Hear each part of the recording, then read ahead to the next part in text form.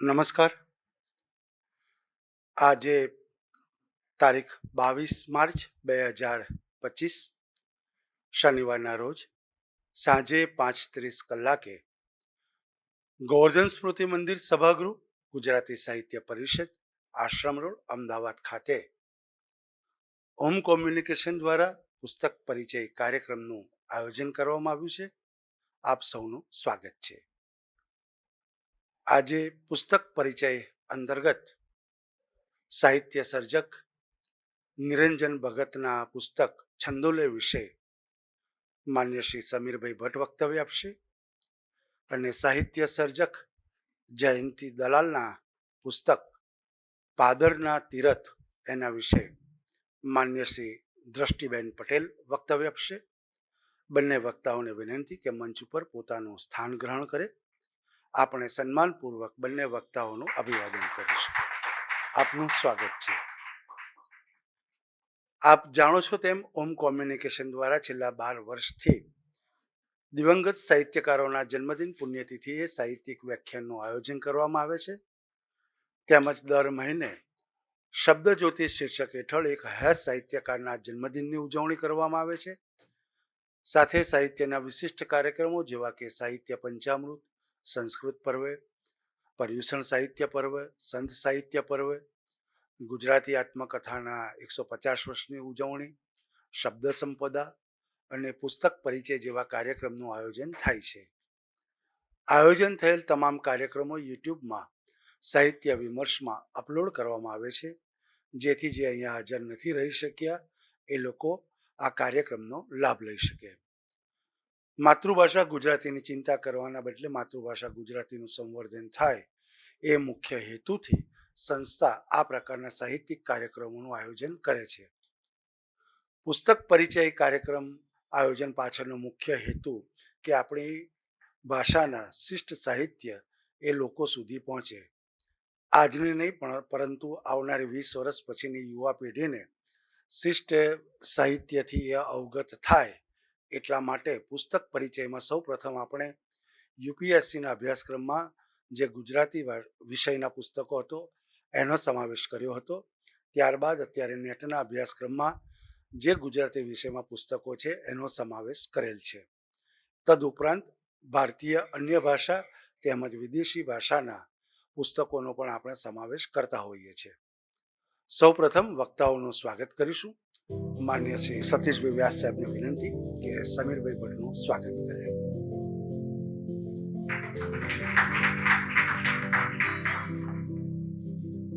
માન્ય શ્રી મેહુલભાઈને વિનંતી કે દૃષ્ટિબેનનું સ્વાગત કરે.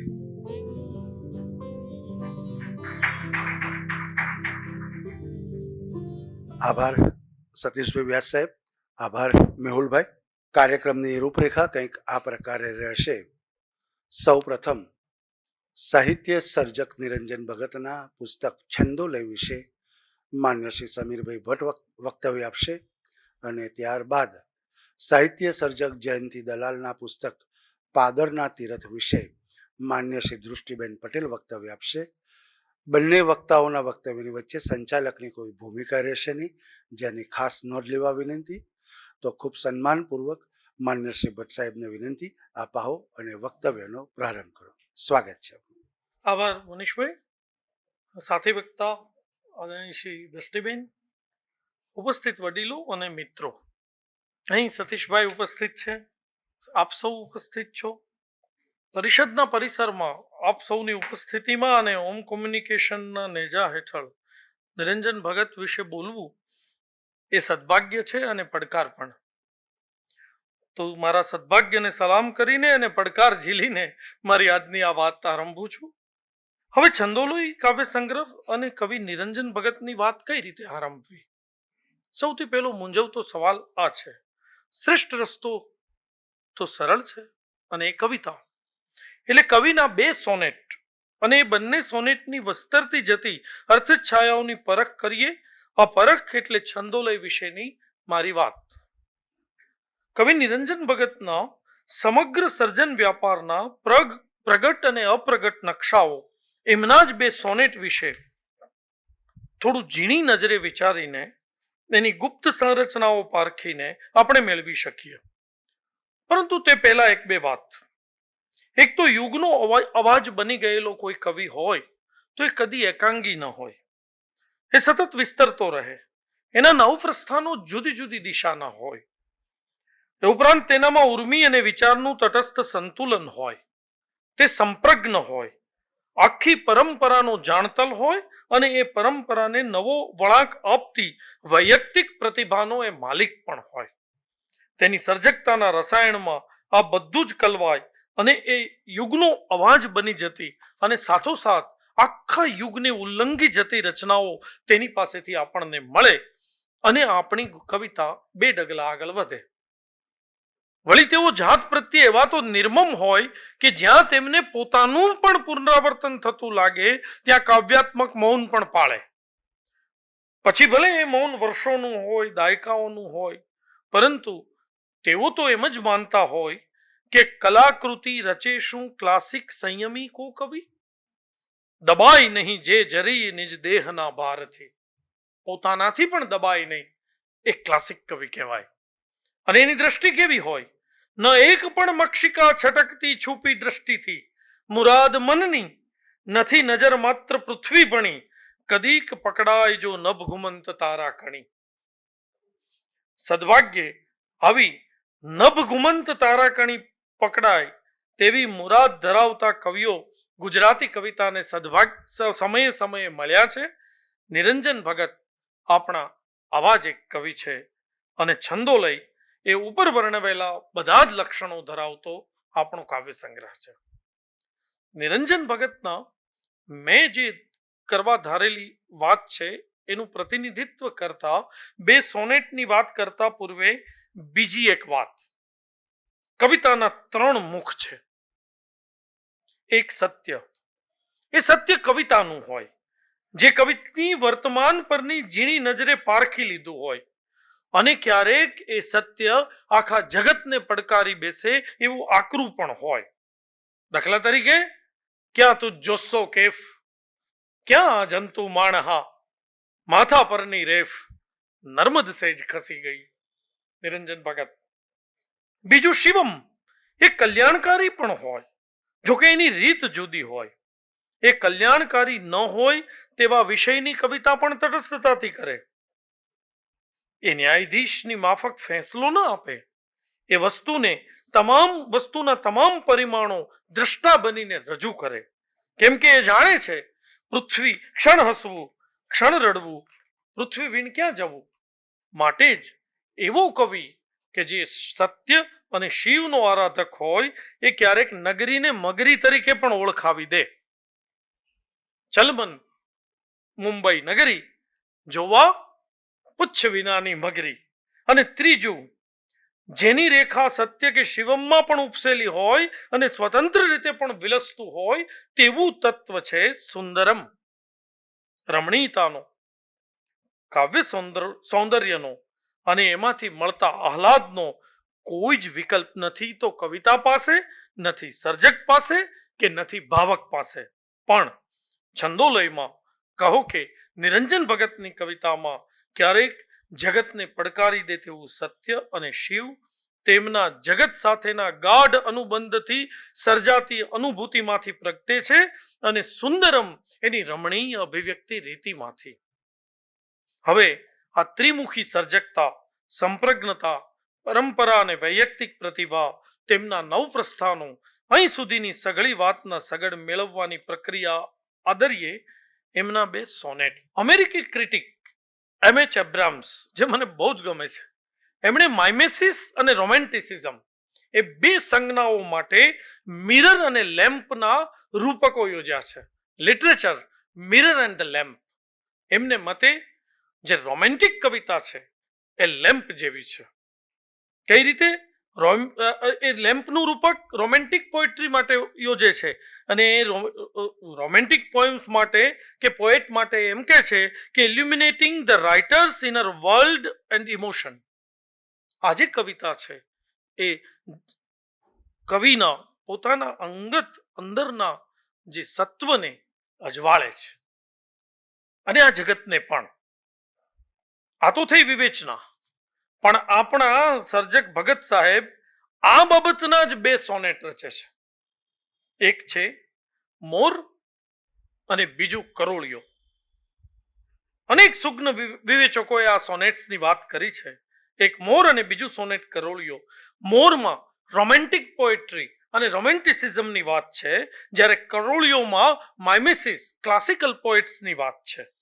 પરંતુ એનાથી આગળ વધીને જોઈએ તો મને એમ લાગે છે કે છંદોલયની નિરંજન ભગતની સમગ્ર કવિતાને આ બે સોનેટમાં તમે પારખી શકો, તમે એની સમગ્ર કવિતાના તમામ જે પરિમાણો છે એ આ બે સોનેટમાંથી તમે એના સગડ મેળવી શકો. પ્રવાલદીપના કાવ્યોની વાત કરોળિયો સોનેટ દ્વારા અને ભગત સાહેબની છંદોલયમાં સમાવિષ્ટ અન્ય રચનાઓની તમામ ગુપ્ત સંરચનાઓ મોર કવિતામાં છે, ઉપસી આવી છે. કઈ રીતે શક્ય બને તો ઉકેલીએ. પહેલા મોર કવિતાની કેટલીક પંક્તિઓ દ્વારા છંદોલયમાં અભિજાત્ય સાચવીને ઉપસી આવતા ભગત સાહેબના રોમેન્ટિસિઝમને. મોર કવિતાની 5 જુદી જુદી 14 સોનેટ છે, 14 પંક્તિનું, એની 5 જુદી જુદી પંક્તિઓ આપણે જોઈએ. મોર કેવો છે? વિલાસ પ્રિય સર્વદ્રષ્ટિ વર્ણાગથી આંજવી. પંક્તિ 9. પંક્તિ 10. નિમંત્રણ દિયે ઉદાર ઉર માણવા સર્વને. પંક્તિ 12. અનન્ય રસરૂપ રંગ સ્વર સૃષ્ટિનો એ રાજવી. પંક્તિ 13. મુરાદ મનની છતાં અતિ વિચિત્ર કોને કહે, અમૂલ્ય નિજ અશ્રુ કોઈ કદી ક્યાંય ઝીલી રહે. આ પંક્તિ 14. હવે આ 5 પંક્તિઓને આધારે, મોર કવિતાને આધારે આપણે જરા આગળ વધીએ અને નિરંજન ભગતની પ્રવાલદીપને બાદ કરતી બધી જ જે રંગદર્શી કવિતા છે એના સગડ મેળવીએ. છંદોલયની પ્રથમ કવિતા જાગૃતિ, જાણે આરંભથી જ સર્વને નિમંત્રણ દિયે ઉદાર ઉર માણવા પર્વને, આ પંક્તિની વાહક છે. એની પહેલી જ પંક્તિ જે બહુ વખણાય છે અને 7મી પંક્તિ, આ બે પંક્તિને ધ્યાનથી જોઈએ તો એકમાં વસંત અને બીજીમાં વર્ષા. શિખરણી છંદના વેગથી નર્તન કરતી આ બંને પંક્તિઓ જુઓ. પહેલી પંક્તિ તો યાદ છે જ સર્વને, છકેલી ફાલ્ગુની છલબલ છટાશી પૃથ્વીની. વસંત વર્ણનનો આરંભ થાય છે અને વર્ષાનો આરંભ, નવાણો નાચી રહે જલ છલક જોબન વહાને. ઋતુ તરફનું રમણીય મૌગ્ધ્ય, છલબલ છટા અને જલ છલક જોબન વહને ની રવાનુકારી ચાલથી પ્રગટ કરે છે અહીં કવિ. અવાજથી થયેલી વર્ણની પસંદગી, છકેલી, છલબલ છટા, જલ છલક જોબન વહને, આમાં એકમાં છકેલી ફાલ્ગુની છલબલ છટા શ્રી પૃથ્વીની, આ પંક્તિમાં છલબલથી વસંત ઋતુની હવા આવતા જે વૃક્ષોનું આછેરું ડોલન થાય એનો જે છલબલાટ કવિના કાન સાંભળે છે અને પૃથ્વીનું નાનકડું નર્તન જાણે કે વસંત કરી રહી છે, વસંત ઋતુ રૂપે પૃથ્વી નાનકડું નર્તન કરી રહી છે. આ વાત એકદમ સ્પૃહણીય રીતે વ્યક્ત થાય છે. જો બીજામાં જળથી છલક છલક એવી પૃથ્વીનું એક ઝરણા રૂપે થતું નાનકડું નર્તન તમે અનુભવી શકો. 43 થી 47 સુધીની ભગત સાહેબની રચનાઓમાં અનન્ય રસ રૂપ રંગ સ્વરની રમણીય સૃષ્ટિ ચારે તરફથી આપણને આકર્ષે છે. અને કાવ્યબાણીની જે છોડ છે એ તો તમે જો મોટેથી આ ભગત સાહેબના કાવ્યો વાંચો, એ પોતે કહે છે કે કવિતા કાનથી વાંચવાની કળા છે. તમે જો મોટેથી આ કવિતાઓ વાંચો તો ખ્યાલ આવે. રંગ અને રૂપ, આપણે થોડીક પંક્તિઓને ચાખીએ અને આગળ વધીએ. રંગ અને રૂપ, વસંતે આછેરા પુલક પરશે ચુંબન કર્યું, પ્રિયા પૃથ્વી એ ત્યાં રૂપ છલકતું યૌવન ધર્યું, છકેલો ઘેલો દક્ષિણ પવન જ્યાં આતુર ધસ્યો, મૂકી દઈ લજ્જાને મૃદુલ કલીનો ઘૂંઘટ ખસ્યો. આ વસંતનું વર્ણન. તો પછી સ્વર ક્યાંથી આવે છે? ડાળે ડાળે વન વન ભમી કોયલ કુજી, ઉરુના ઉન્માદે સકલ જનનું મન મલક્યું. કોયલના ઉન્માદે આખું વાતાવરણનું મન મલકી ઉઠ્યું છે. આપણા કવિ કાંતના સાગર અને શશીમાં જેમ ચંદ્રનો ઉદય જોઈ હૃદયમાં હર્ષ જામે અને કાળના સંતાપ શમી જાય, એવું પણ ભગત સાહેબની કવિતામાં, એ રંગદર્શી કવિતાઓમાં એકથી વધુ જગ્યાએ છે. એક તારલી નામની કવિતા છે જેમાં પારંપરિક હરિગીત છંદનો ઉપયોગ થયો છે. મન હી મનમાં હું ઘડી રડતો ઘડી હસતો હતો. એકલા હતા, એકલતા વ્યાપી હતી કાવ્ય નાયકને, અને મન હી મનમાં હું ઘડી રડતો ઘડી હસતો હતો, ત્યાં અચાનક એ અરવ એકાંતમાં, એ રહસ્યોથી ગહન ગંભીર એવા પ્રાંતમાં, અવકાશની અંધારની ઘેરી ઘટામાં શી છટામાં તારલી ટમકી ગઈ.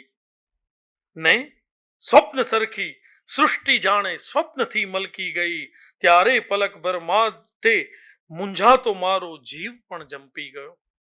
એકલતા અને એમાં એક તારાનું ટમકવું, અને એ તારાનું ટમકવું એટલું બધું આ પ્રકૃતિને નિહાળીને, આ પ્રકૃતિના વાતાવરણમાં કવિને પિતા કાલના સર્વ સંતાપ સામે, બધા જ સંતાપ શમી જાય અને મારો જીવ પણ જંપી ગયો. આ જે રોમેન્ટિઝમ ગ્રીષ્મ મધ્યાહ્નમાં, એ પણ દીર્ઘ કાવ્ય છે, ઝૂલણા છંદમાં છે, છંદોલય નામ છે. છેલ્લે થોડીક વાત જો સમય રહે તો હું છંદ અને લયની કરીશ, પણ આ ગ્રીષ્મ મધ્યાહ્નમાં ઝૂલણા છંદમાં તપ્ત ધરણી હતી, પંખીની પાંખ ઉડતાય ડરતી હતી, શૂન્યમાં હું તે શૂન્ય થઈ પંથ કાપી રહ્યો.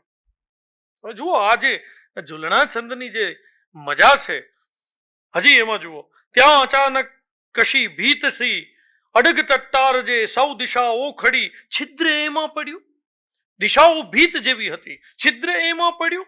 એક પવનની લેરખી આવી અને ક્ષણિક મૃદુ સ્પર્શથી અંગને શું કશું કહી ગઈ, અને એક પંખી આવે, એક ટવકો આવે.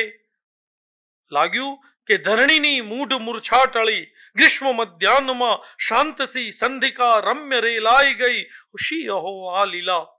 અને પછી જાણે સ્વપ્ન આવ્યું હોય, બરોબર ભર તડકો છે, કશું જ ચાલતું નથી. બહુ મોટું દીર્ઘ પ્રમાણમાં દીર્ઘ કાવ્ય છે ઝૂલણા છંદ. બહુ જ સરસ રીતે ભગત સાહેબ, હવે તો નાને મોઢે મોટી વાત થાય, પણ એટલી સરસ રીતે આપણને મજા કરાવતા કરાવતા એમાં આપણે ડોલતા રહીએ, અને અચાનક એ તપ્ત ધરતી, આમ આપણને અંદર આમ કંઈક થવા માંડે એવા સજીવ કલ્પનો, અને અચાનક એક વાદળી આવે, અચાનક હવાની લેરખી આવે, અચાનક ક્યાંકથી એક પંખી ટવકી જાય, અચાનક એ બધું જ જતું રહે, અને જાગીને જોઉં તો એની એ તપ્ત, હા તપ્ત ધરણી હતી. હવે તમે વિચારો, જાગીને જોઉં તો નરસિંહને જગત દિસતું નથી, અને આને તપ્ત જગત દેખાય છે. આજે પદ્યકાલીન અને એની સામે અર્વાચીન એવો આપણો સર્જક. ઝૂલણાનો આ વિશિષ્ટ ઉપયોગ શબ્દના પણ ઇન્ટરટેક્સ્યુઆલિટી, આંતરકૃતિત્વ, નરસિંહના શબ્દ લઈને વર્તમાન તપ્ત ધરતીની વાત કરવી, આ ભગત સાહેબના ચમત્કારો છે બધા. હજુ ઘણા ઉદાહરણ આપી શકાય. 1940 પછી, આ બધું સમયને ધ્યાનમાં રાખીને અટકવું પડે, 40 પછી એક કવિએ બારી બહાર જોયું, કવિતાને, ગુજરાતી કવિતાને સૌંદર્યનો રવિન્દ્ર મઢ્યો પાસ ચડાવ્યો, અને પરિણામે નીતરા પાણીની કવિતા આવી. તેના રમણીય રૂપો છંદોલયની મોટા ભાગની કવિતાઓમાં છે. અને આ હું જ્યારે કહું છું ત્યારે મને એમ લાગે છે કે મૂર કવિતા જે મેં આગળ કહી હતી, એની છેલ્લી બે પંક્તિઓની વાત હજુ બાકી છે. એની વાત કર્યા વિના આ અનન્ય રસ રૂપ રંગ સ્વરની સૌંદર્યલક્ષી યુગધર્મ સર્જતી છંદોલયની કવિતાની વાત પૂરી નહીં થાય. મુરાદ છેલ્લી બે પંક્તિ મોરની છે, કે મોર એની કળાથી ચારે તરફ વ્યાપી વળ્યો છે, આખું જગત એની સૃષ્ટિ સાથે આંદોલિત થઈ રહ્યું છે, મજા છે, એનો અવાજ આખા ગગનમાં ગાજી રહ્યો છે. પણ છેલ્લી બે પંક્તિ શું કહે છે? મુરાદ મનની છતાં અતિ વિચિત્ર. મોરની અંદરની ઈચ્છા શું છે? બહુ વિચિત્ર છે. પછી કૌંસ છે, કૌંસનો ઉપયોગ પણ અનુ ગાંધી યુગની કવિતામાં વિશિષ્ટ રીતે થયો છે. એક અંગત સંવાદ અને એક જાહેર સંવાદ, અને એમાં આવન જાવન કૌંસ દ્વારા કવિઓ કરે છે. ભગત સાહેબની કવિતામાં આવતા કૌંસ છેક હસમુખ પાઠક સુધી જે રીતે લંબાયા છે, એની પણ એક મજા છે.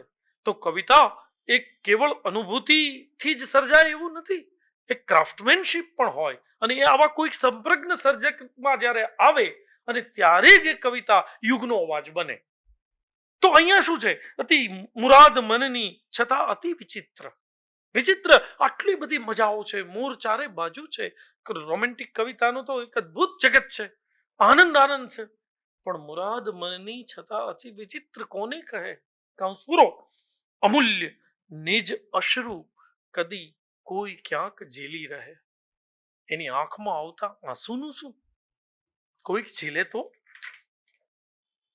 મોર કવિતાની અંતિમ પંક્તિઓના વિવિધ પરિમાણો, છંદોલયની સૌંદર્યલક્ષી illuminating the writer's inner world and ઇમોશનની રમણીય અને આર્દ્ર કરી મુક્તિ કેટલીક પંક્તિઓમાં તમને જોવા મળે. પ્રિયજન સાથેના સિમ્પલ થી સબ્લાઇમ, સરળતાથી ઉદાત્તતા સુધીના પરિમાણોની સર્જકતા છંદોલયમાં છે. કઈ રીતે? આ બીજો મુદ્દો. સુંદરમની તે રમ્ય રાત્રેની યાદ અપાવતી સુધામય વારુણી નામની કવિતા બિલકુલ માંસલ શરીરની કવિતા છે, જે ભગત સાહેબે 23 વર્ષની વયે લખી. એક ચૂમી મત પાગલ મેહુલા જેવું ઝૂમી, બસ એક ચૂમી મેં લીધી. ત્યાંથી શરૂ થાય અને ઓહો બસ એ એક તે કેવી ચૂમી કે આગની ને રાગની જ્યાં એક થઈ જાતી ભૂમિ. એક ચૂમી મત પાગલ મેહુલા જેવી. હવે આ 22 વર્ષે 1947માં, પરંતુ આ તો શરીર એક માંસલ લેવા પ્રેમની વાત છે. પણ 22-23 વર્ષના આ સર્જક, ગિફ્ટેડ સર્જક, બે કવિતા લખે છે. પ્રેમનો એક ઉદ્ધાત એવું પરિમાણ સર્જતી બે કવિતાઓ કઈ તો કે મૌન અને અશ્રુ. આ બંને કાવ્યમાં પ્રેમનું ઉદ્દાત અભિજાત્ય રૂપ આપણને આર્દ્ર કરી મૂકે તેવું. જુઓ, હું એનું વિવેચન નહીં કરું, માત્ર બેની પંક્તિઓ તમારી સામે રજૂ કરું. મૌન. તને મેં સ્પર્શી રે જીવન રસની શીય તરસે. તને મેં સ્પર્શી રે જીવન રસની શીય તરસે, વસંતે મોરેલા મુદિત મનના મુગ્ધ સ્પર્શે. અરે ત્યાં તો તારું મુખ શરમથી તે નત કર્યું, ન કીધા શૃંગારો, ન ગીત પણ નહીં મૌન જ ધર્યું. ન કીધા શૃંગારો, ગીત પણ નહીં મૌન જ ધર્યું. છતાં શ્રી તૃપ્તિ થઈ મુજ તરસની ને મન હસ્યું.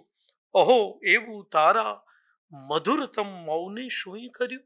આપણને પછી તોના વાતો, પ્રિય અધર જે કંપ ઉઠતો, ધ્વનિ તેનો આવી મુજ હૃદય માહી શમી જતોની યાદ અપાવે તેવી આ ઉદ્દાત પ્રણયની અભિવ્યક્તિ છે.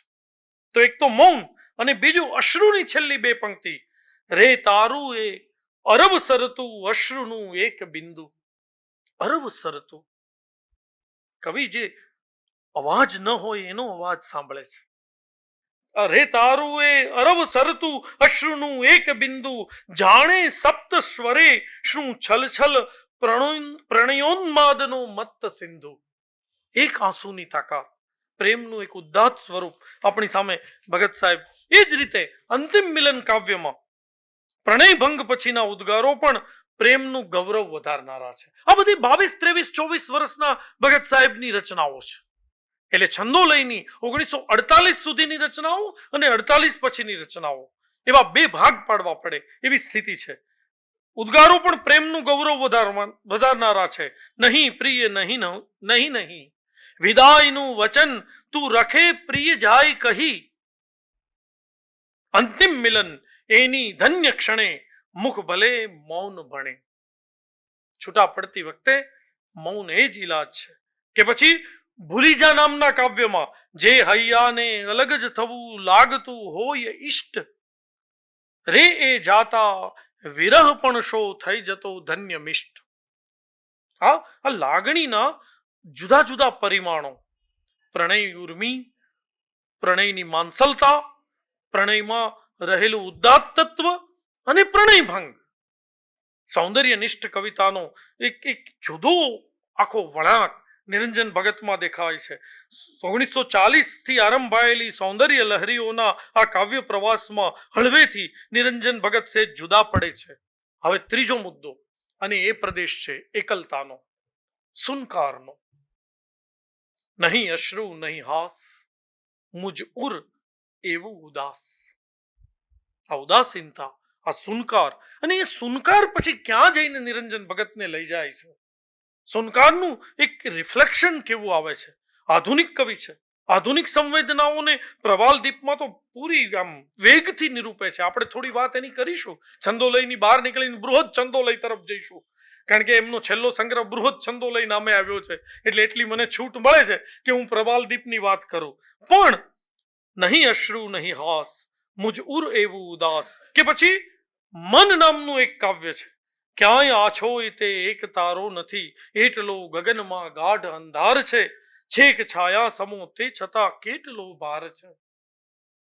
મેઘ પર મેઘના ડોલતા ડુંગરા, તે છતાં શાંત છે કેટલા સ્પંદનો, અંતરે આંસુના નીરના કઈ જરા, તે છતાં મૌન છે કેટલા ક્રંદનો.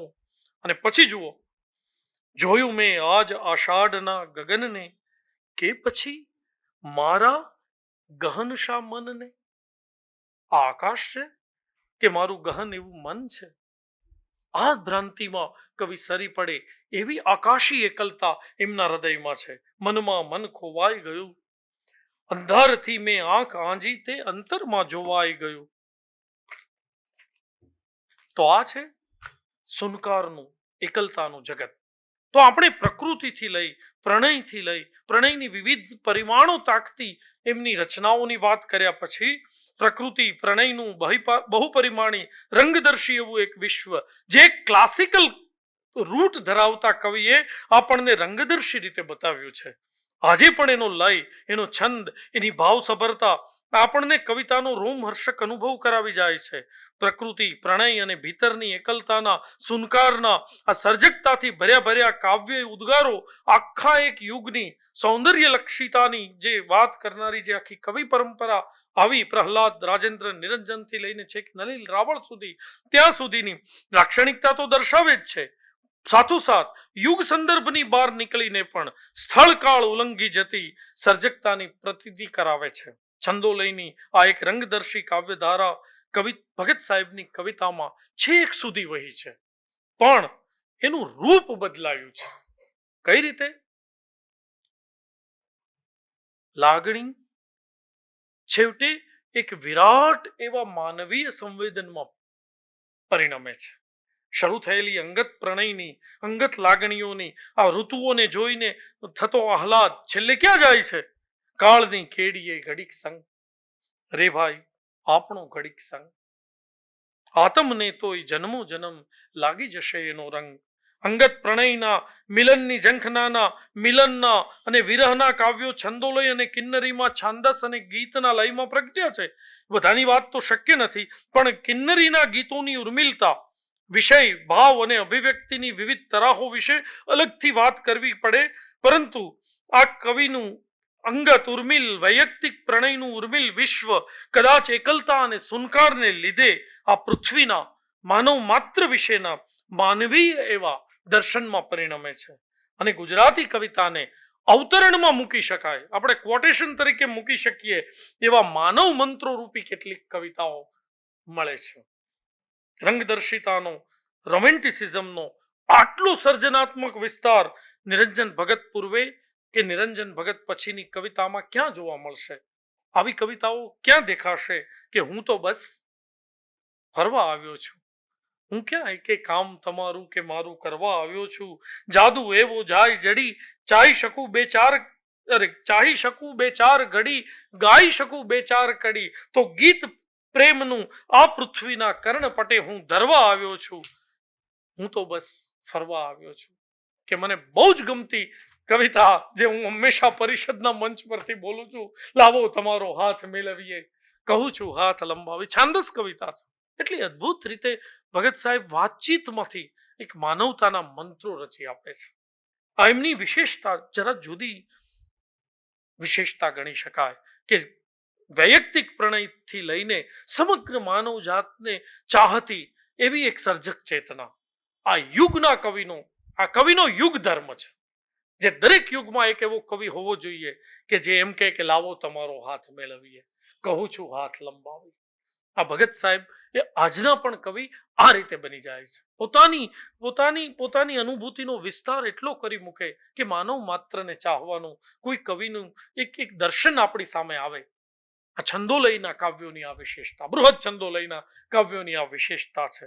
આ કવિનું વધુ એક નવું પ્રસ્થાન, જે પછીના યુગના સર્જકો માટે નર્મદના શબ્દો ન કહીએ તો અરુણું પ્રભાત સર્જનારું છે.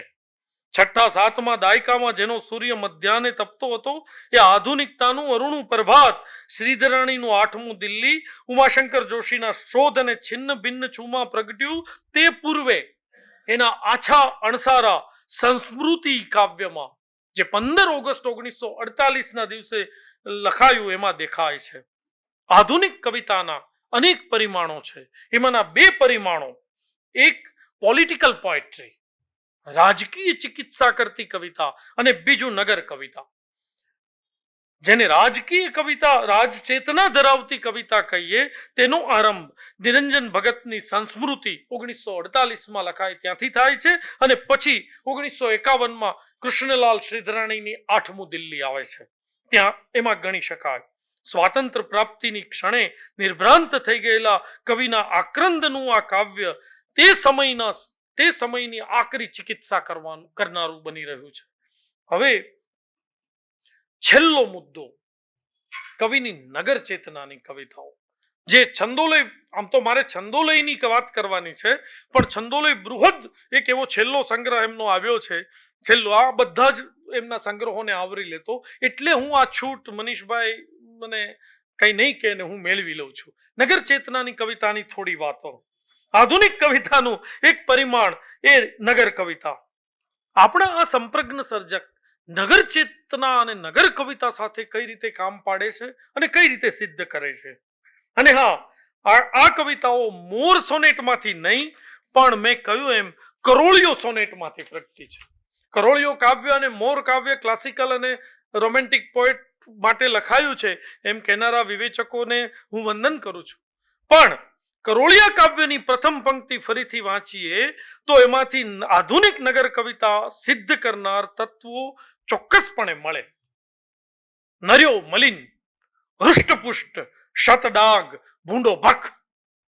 કરોળિયાનું વર્ણન: નર્યો મલિન, હૃષ્ટપુષ્ટ, શતડાગ, ભૂંડો ભખ. આ નગર છે. નર્યું મલિન બધી રીતે, હૃષ્ટપુષ્ટ બધી રીતે, શતડાગ અને ભૂંડું ભખ. વિદ્વાનો ભલે એને ક્લાસિકલ કવિતાનું કાવ્ય કહે, હું એને આધુનિક નગર અને શહેરી માનસિકતાની ચાલબાજીઓ સિદ્ધ કરતું આધુનિક કાવ્ય હું કહીશ. જુઓ, એની કેટલીક છેલ્લી જે 5 પંક્તિઓ તમે જુઓ, અને પછી તમે પ્રવાલદીપના બધા જ કાવ્યો વાંચી લો. એ બધા સગડ કરોળિયો કવિતામાં છે. અવિરત અળગો રહે અતિથિ અન્ય કો સૃષ્ટિથી. શહેરી સભ્યતા. અવિરત અળગો રહે અતિથિ અન્ય કો સૃષ્ટિથી. જણાય જડ સુસ્ત સ્વસ્થ અતિશાંત. કેવો છળે સુગંધ પર. હવે પછી શહેર શું કરે છે આપણી સાથે? ઇન્દ્રજાળની ભૂલવે લીલા ના સગડ અહીં છે સાહેબ. સુગંધ ભર જાળને કુસુમ માનતી જે ઢળે ને ન એક પણ મક્ષિકા છટકતી છુપી દ્રષ્ટિથી. એકેય માખી છટકી ન શકે એવી જાળ વણે છે આ કરોળિયો, આ નગર, આ આધુનિકતા. અને છેલ્લે મુરાદ મનની નથી નજર માત્ર પૃથ્વી ભણી. કદીક પકડાય જો નભ ગુમંત તારા કણી. આકાશમાં કેટલો ભંગાર છે એ કોઈ ખગોળ શાસ્ત્રીને પૂછજો. અત્યારે આકાશમાં જે ઉપગ્રહો છોડાય છે આપણે ત્યાં છોડ્યું નથી કાંઈ, અને હજી વધારીશું, આ કરીશું. મુરાદ મનની નથી નજર માત્ર પૃથ્વી ભણી. આ કવિતા હું એમ ના નથી પાડતો કે આ ક્લાસિકલ પોએટ વાશેની છે, પણ કવિતાના કેટલાક હિડન સ્ટ્રક્ચર્સ હોય છે. સમયે સમયે કવિતા નવા નવા અર્થો અને નવા નવા સમય સાથે જોડાય એનું પ્રતિનિધિત્વ કરતું આ કાવ્ય હું ગણું છું. કે કરોળિયો કાવ્ય ત્યારે એમાં એક ક્લાસિકલ કવિનો અને મોરમાં રોમેન્ટિક કવિનો એક સંદર્ભ છે, પણ એની જો હિડન સ્ટ્રક્ચર્સ તમે જુઓ અને સમકાલીન સમય સાથે જોડો તો એ આધુનિક શહેર, આધુનિક માનવ અને આધુનિક કવિતાની ભાવ ભાષા અહીં બરોબર પકડાય છે. કઈ છોડ્યું છે બાકી આપણે? નથી નજર માત્ર પૃથ્વી ભણી. આ કવિતાનો વિસ્તાર પ્રવાલ દ્વીપના કાવ્યોમાં એકથી વધુ પરિમાણો સાથે આવે છે. હવે આ છેલ્લી વાત છે. ત્યારે કવિ કઈ યુક્તિ કરે છે? આધુનિક કવિતાની એક યુક્તિની વાત મારે કરવાની છે. આધુનિક નગર કવિતા સિદ્ધ કરવાની, અને એ નિરંજન ભગતથી જ શરૂ થયું છે. પછી આપણા આધુનિક સર્જકોએ ખૂબ વાપરી છે એ યુક્તિ અને ઉત્તમ કાવ્યો સિદ્ધ કર્યા છે. પણ આરંભક તો ભગત સાહેબ. કઈ રીતે આધુનિક નગર કવિતા સિદ્ધ કરવાની, નગરને આમ પ્રત્યક્ષ કરી દેવાની એક બહુ મોટી પ્રયુક્તિ ભગત સાહેબની કવિતામાંથી પ્રગટી છે. અને આધુનિક ગુજરાતી કવિઓ એ માર્ગ પર ચાલીને કવિતા સિદ્ધ કરતા રહ્યા છે. એ છે અવાજ અને ગતિ. અવાજ, નગરની ક્રૂરતા અવાજથી સિદ્ધ કરે છે, માત્ર વર્ણોથી. ઉદાહરણ આપી દઉં. અરણ્ય જનજ્યા અગણ્ય પશુ હિંસશા ઘૂમતા. આ હિંસશા ઘૂમતાનો જે આપણી ઉપર થતો પ્રહાર છે, આ આખું આધુનિક અરણ્ય એ અવાજથી પ્રત્યક્ષ થઈ જાય.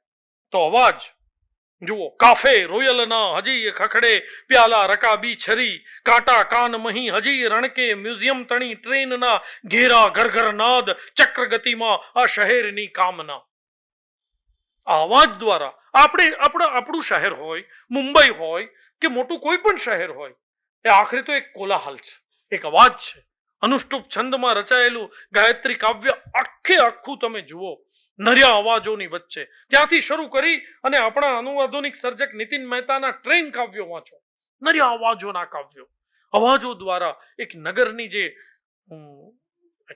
પાશવી, એક ઇવિલ જે અસત તત્વ છે, એ એકદમ આમ આપણી સામે આમ પ્રહાર સાથે આવી જાય છે. અને ગતિ તો અદ્ભુત છે, છાંદસ ગતિઓ છે, કેટલી સરસ. એક્વેરિયમમાં આ જુઓ, પ્રવાલ દ્વીપના કાવ્યોની તો મજા જુદી છે. એક કાવ્યોની વાત કરીએ તો બહુ જ મોડું થઈ જશે. પણ એક્વેરિયમમાં બધા જ દોડી રહ્યા છે, ક્યાં કોણ જાય છે ખબર નથી પડતી. આખી વાત પ્રતિકાત્મક રીતે એક્વેરિયમમાં કવિ ઉભા રહે છે.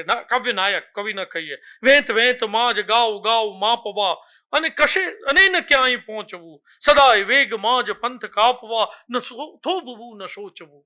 માછલીઓ ફરિયાદ કરે છે, ક્યાં જવાનું છે? તો આ કેટલી સરસ રીતે ઝૂમાં સિંહને જોઈને આખું એક સાંસ્કૃતિક, કે આપણે કેવા પશુ થઈ ગયા છીએ. નાનકડું કાવ્ય છે. એ છલંગ એ જ નોર, નેત્રમાય એ જ તેજ એ જ તોર, એ જનૂન એ જ તીક્ષ્ણ દંત. આમ શરૂઆત કરે અને પછી ધીમેકથી કે આને આપણે પૂરી દીધો છે, હવે એ નથી, આપણે પશુ છીએ. આ ગતિ અને અવાજ દ્વારા ભગત સાહેબે જે આધુનિક કવિતા સિદ્ધ કરી છે, પરંપરામાં રહીને આધુનિક ભાવબોધ જે સિદ્ધ કર્યો છે, એ ગુજરાતી કવિતાનું આધુનિકતાનું અરુણું પ્રભાત છે. એ આધુનિક પૂરેપૂરા જેવી રીતે લાભશંકર ઠાકર, સિતાંશુ, ગુલામ મોહમ્મદ શેખ, રાવજી આવે એવી રીતે નથી, પણ પરંપરા સાથે રહીને પોતાની વૈયક્તિક પ્રતિભા એ કેવી રીતે દર્શાવી શકાય એનો ઉત્તમ નમૂનો. છેલ્લી વાત, છંદોલયનો છંદોલય. 53 કાવ્યો મુખ્ય છંદોલયમાં છે. શિખરણી, વસંત તિલકા, પૃથ્વી, મંદાક્રાંતા, ઉપજાવતી જેવા સંસ્કૃત વૃત્તોમાં તો હરિગીત, ઝૂલણા, મેં 2-3 ઉદાહરણ તમને આપ્યા ઝૂલણાના. માત્રિક છંદો છે, વનવેલીનો પ્રયોગ છે, અદ્ભુત છે. રે પ્રીત જેવું કાવ્ય, એમાં તમે વસંત તિલકાની છટા જુઓ તો વસંત તિલકા છંદ કેવી રીતે, રે પ્રીત ભર્તૃ હરિના છલમાં ફલમાં તું મૂર્ત, રે ધિક તને છલમહી છટહા તો દુર્ત. તો વસંત તિલકા છંદનો ઉપયોગ. શાર્દુલ વિકૃતિ, કાફે રોયલના હજી ખખડે પ્યાલા રકાવી છરા. ઝૂલણા તો મેં બતાવ્યો, તપ્ત ધરણી હતી. અંતે એક યુગની લાક્ષણિકતા, સૌંદર્યલક્ષિતા, એ યુગને વળાંક આપતી આધુનિકતાના પરોઢસમી કવિતા, પરંપરાના છંદ લઈ અને એ પરંપરામાં લઈને છાંદસ અને ગીત સ્વરૂપમાં થઈ શકે એટલા નવપ્રસ્થાનો. એમના ગીતની વાતો તો એક અલગ મુદ્દો બને એમ છે. કુવાને કાંઠડે હરિવર મુજને હરી ગયો. આ ભગત સાહેબ જરા જુદા જ ભગત સાહેબ છે. એકદમ મૃદુ એવા ગીતો પણ એમની પાસેથી મળે, એકદમ બાની આમ આપણને ગીતમાં આ બાની કેવી રીતે આવી શકે એવા ગીતો પણ એમની પાસેથી મળે. આ બધું જ થાય છે અને છંદો લઈ અને ભગત સાહેબ એક યુગ ચેતનાનો અવાજ બની રહ્યા છે. એટલું જ નહીં, એ યુગને ઉલ્લંઘી જતી સર્જક ચેતના પણ આપણા માટે બની રહ્યા છે. છંદોલયનું કોઈ પણ કાવ્ય તમે મોટેથી વાંચો અને એ કવિતાનો જે લય, એ કવિતાનો છંદ, કદાચ તમે છંદ જાણતા હો કે ન જાણતા હો, એ કવિતાનો ભાવ એટલી અદ્ભુત રીતે સજીવ થઈ જાય. કલ્પનો પણ અદ્ભુત છે. એટલે કલ્પનો સજીવ કલ્પનો છે. વાયુનું કલ્પન તો 4 કલ્પનો વાયુ વિશેના છે. અદ્ભુત છે. આપ સૌનો આભાર.